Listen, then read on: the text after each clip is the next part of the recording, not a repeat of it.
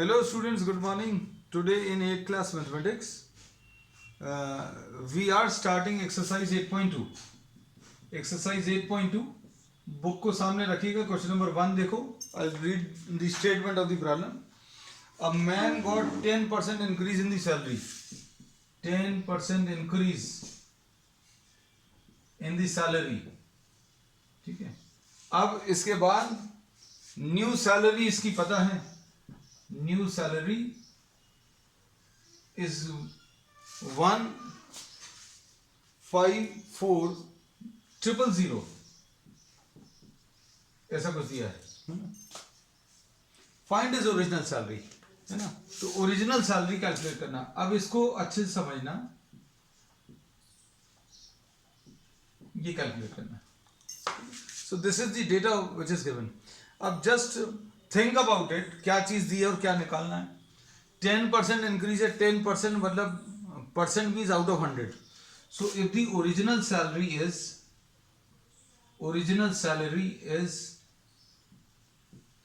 is rupees 100, then the increase will be 10 rupees. अगर original salary 100 है तो increase 10 rupees आ जाएगा.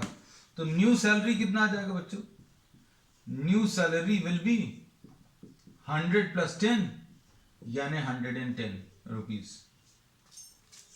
अब ये दोनों चीजों को अभी हम लोग लिख रहे हैं. किसको लिख रहे हैं? इसको और इसको, है ना. अब ध्यान से देखना बच्चों. if the new salary is 110, then original salary is rupees 100. ये देखो अच्छे से.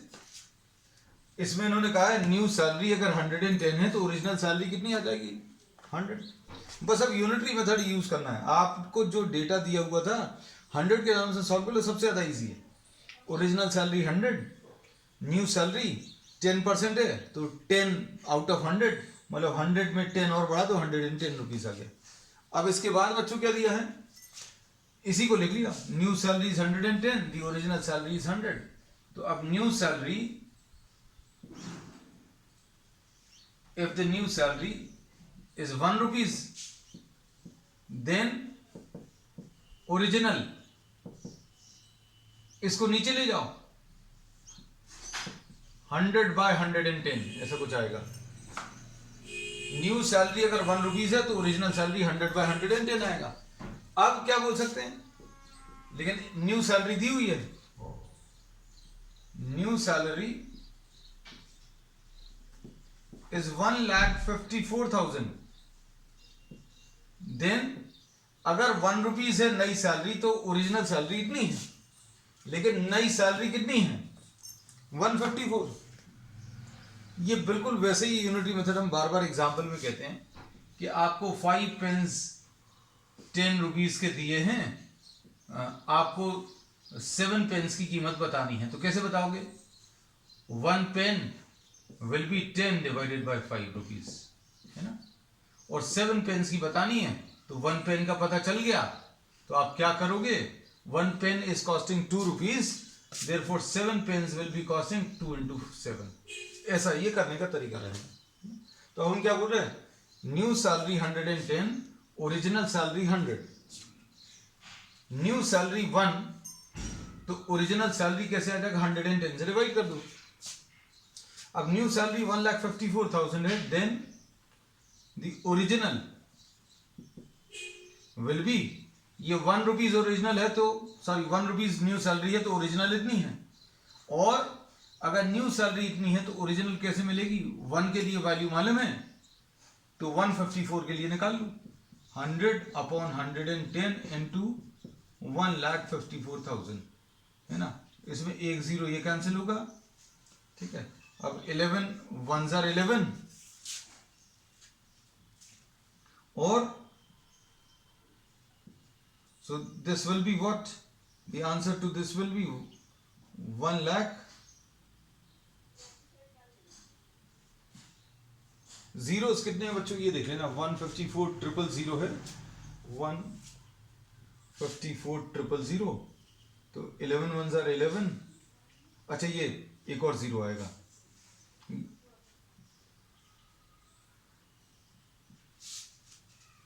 40,000, क्योंकि एक ही जीरो होगा, हमने दोनों जगह कैंसिल कर दिया था, ये ऐसा नहीं होगा, है ना। तो 1,40,000 इंटू 10, 1,40,000 आ जाएगा, क्योंकि 14,000 इंटू 10 विल बी 1,40,000 है। So this is question number 1। ये सब यूनिटरी मेथड से होंगे, इसमें will not make use of what x है। एक्स वाला मेथड अभी हम डिस्कस कर चुके हैं। क्वेश्चन नंबर 2 देखो,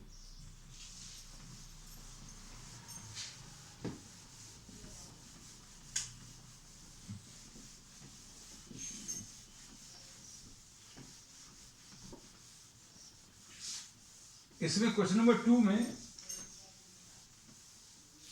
क्या बोला इन्होंने, on Sunday 845 people went to zoo, on Sunday 845 people went to the zoo, and on Monday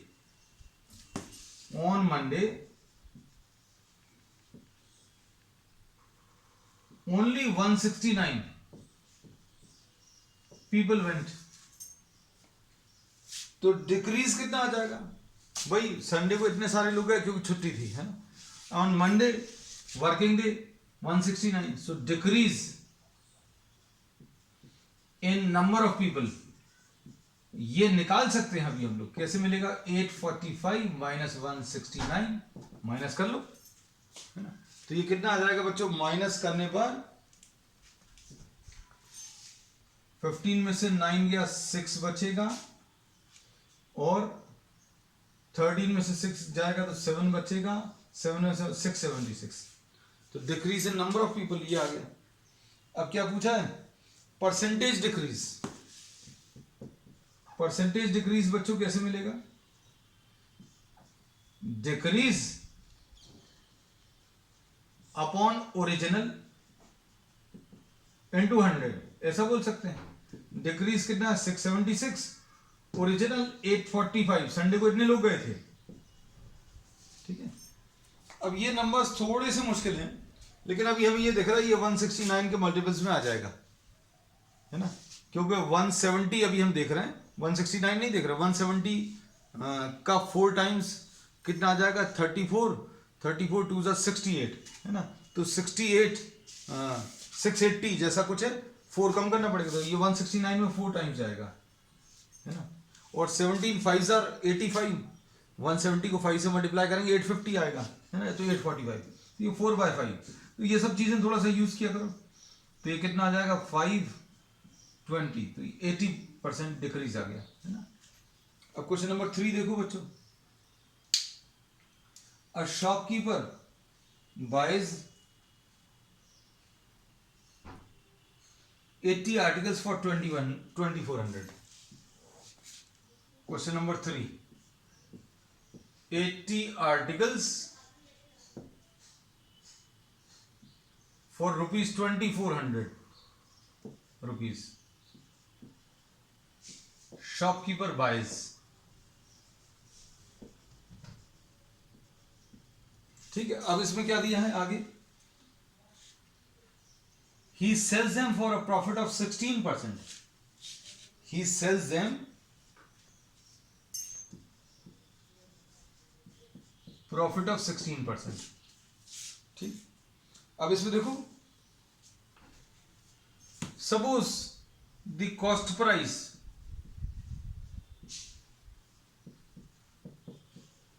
is 100 rupees, cost price जो है 100 रुपीज है, सेलिंग प्राइस कितना आ जाएगा बच्चों, 100 प्लस द प्रॉफिट, तो 116 रुपीज, है ना।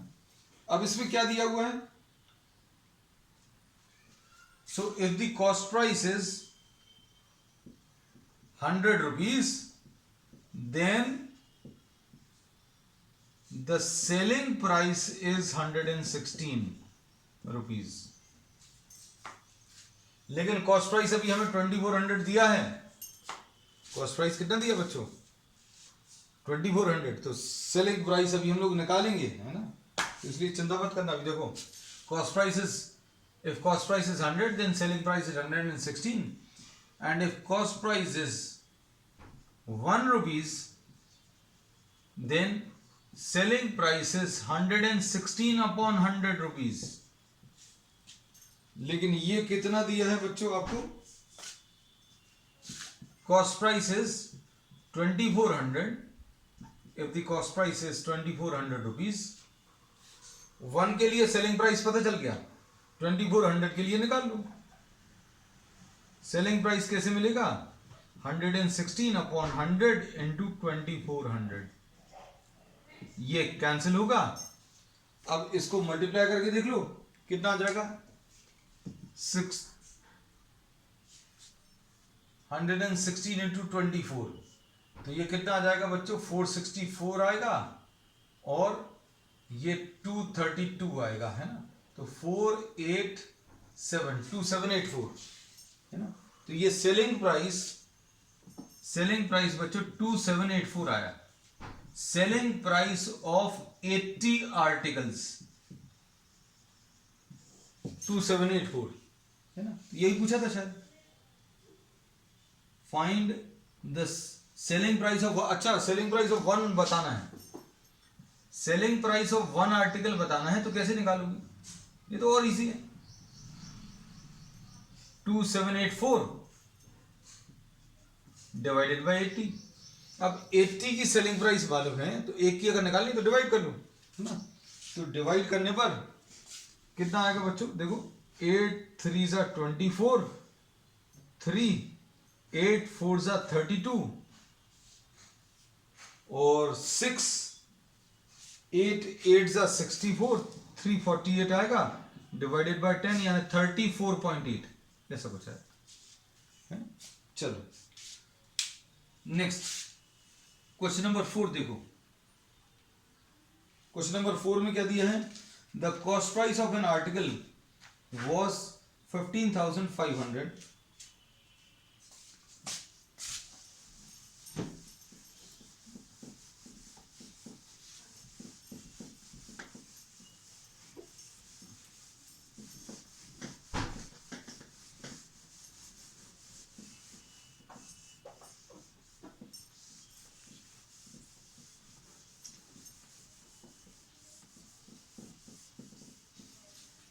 क्वेश्चन नंबर 4 में क्या है? The cost price of an article was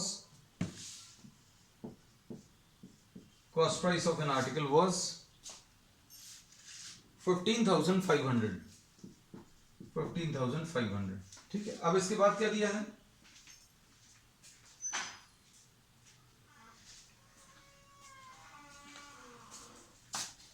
इसमें ये दिया है क्या कि 450 were spent on repairs 450। अब हमने कोई चीज अगर परचेज की, if you are purchasing something and you are spending some amount on repairs, then the total cost price will be 15,500 and 450, ये 05915, ऐसा कुछ आ जाएगा टोटल कॉस्ट प्राइस। अब इसमें क्या दिया है? It is sold for a profit of 15%। तो अब ये if this is sold for 15%, तो बच्चों कॉस्ट प्राइस अगर 100 है, प्रॉफिट 15% है ना। तो कॉस्ट प्राइस अभी 100 अगर है, तो सेलिंग प्राइस कितना आ जाएगा? 100 प्लस 15, है ना, ये आ जाएगा 115 सेलिंग प्राइस आ गया, ठीक। अब इसमें क्या बोला है? सेलिंग प्राइस निकालना है, ये याद रखना, क्योंकि कॉस्ट प्राइस देखो, मान लीजिए नहीं भी समझ में आती बात है, तो कॉस्ट प्राइस दिया तो सेलिंग प्राइस निकालना पड़ेगा। तो अगर कॉस्ट प्राइस 100 है, अच्छे सुनना, cost price, if cost price is 100 then selling price is 115। क्यों? क्योंकि आपने 15% का प्रॉफिट दिया, ठीक है। So if the cost price is 1 rupees, then selling price is 115 divided by 100.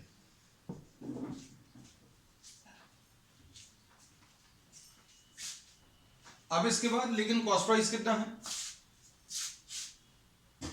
If the cost price is 15950, then the selling price will be 115 divided by 100 into 15950, ऐसा कुछ आ जाएगा, है ना। अब ये सॉल्व करना है बच्चों आपको, ये और ये तो कैंसिल हो जाएगा, और इसको भी कैंसिल कर दें क्या? 5 2 23, है ना। तो 1595 को किसको 115 से ही कर ले रहे हैं ना, वो ज्यादा आसान रहेगा। 115 अपॉन 100 इंटू 15950, है ना। अब देखो ध्यान से, ये 5 5 25, 2 5 9 45 इंटू 27, 5 5 25, 2 5 9 45 इंटू 47, 4 आएगा। 5 5 25 एंड 4, 25 एंड 4 29, ये 7975 आएगा, है ना। अब 1595 और 1595, तो ये 5 7 और 5 12, 9 9 18 and 5 23 and 1 24, 2 and 7 9, 9 and 9 18, 18 and 5 23, 2, ठीक है। तो ये कितना आ गया? 183,425 अपॉन 10 आ जाएगा, है ना। तो ये 18342.5 rupees, this will be answer. Okay okay, ठीक है। अब इसके बाद क्वेश्चन नंबर 5 देख लो। क्वेश्चन नंबर 5 ये थोड़ा सा अलग है।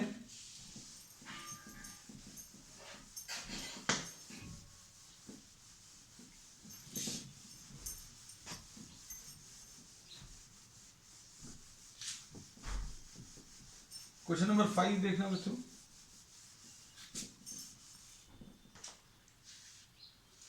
A VCR and a TV were bought for 8,000 each. Cost price VCR का और TV का 8,000 and 8,000 ऐसा दिया है, ठीक है। अब इसके बाद इन्होंने क्या बोला? Loss of 4% on VCR।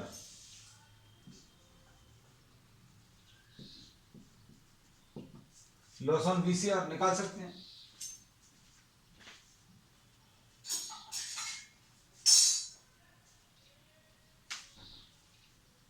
ये कितना दिया है बच्चों? लॉस ऑन VCR ये 4% दिया है, 4/100 इंटू 8,000, है ना। ये कितना आ जाएगा? इसमें 2 जीरोस कैंसिल हो जाएगा, तो 320, ठीक है ना। तो selling price of the VCR will be 8,000 minus 320, क्योंकि ये लॉस किया है इसने, है ना? अब ये सब्ट्रैक्ट अगर आप करेंगे तो कितना आ जाएगा? 0 10 में से 2 गया 8, ठीक है। 9 में से 3 गया 6, 7680 रुपीज। ये selling price of the VCR आ गया, ठीक है। अब इसके बाद क्या बोला आगे? 8% प्रॉफिट ऑन द TV।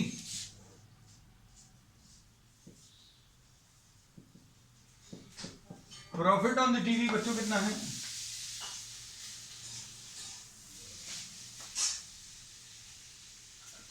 ये 8% है। 8/100 इंटू 8,000,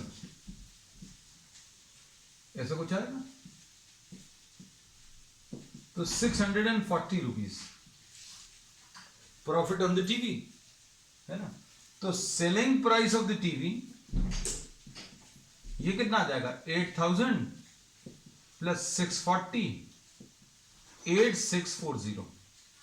अब देखो दोनों की कॉस्ट प्राइस अगर आप निकालें, अब बिल्कुल एक अलग मैटर, क्या कि दोनों की कॉस्ट प्राइस और दोनों की सेलिंग प्राइस कंपेयर कर लूं, है ना। और फिर आपको प्रॉब्लम में क्या पूछा, फाइंड द गेन और loss percentage in the whole transaction. पूरा जो उसने ट्रांजैक्शन किया, मतलब total purchase and total sale. तो टोटल कॉस्ट प्राइस ये देखना अच्छे से, total cost price will be 8000 plus 8000 which will be 16000। ठीक, उसके बाद क्या है, टोटल सेलिंग प्राइस ये आ जाएगा 7680 है और 8640 है ना। तो 0, 8 और 4 12, और ये 6 और 6 12 और 13, 8 और 8 16, तो 16320।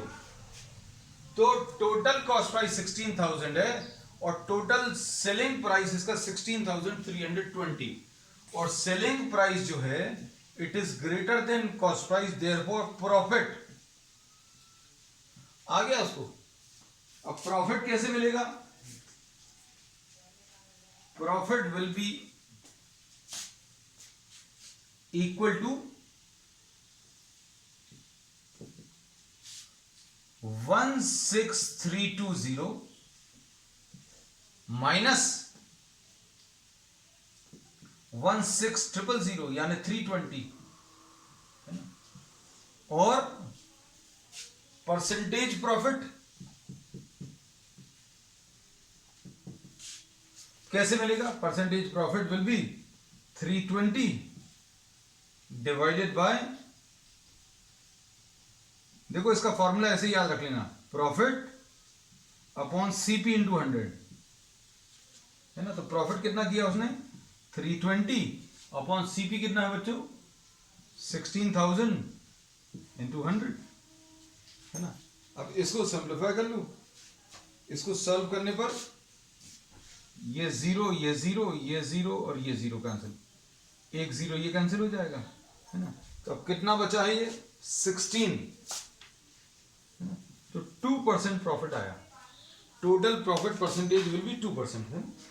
तो बच्चों अब आज के लिए इतना ही, we will continue with the remaining problems on the next one, that's all for today.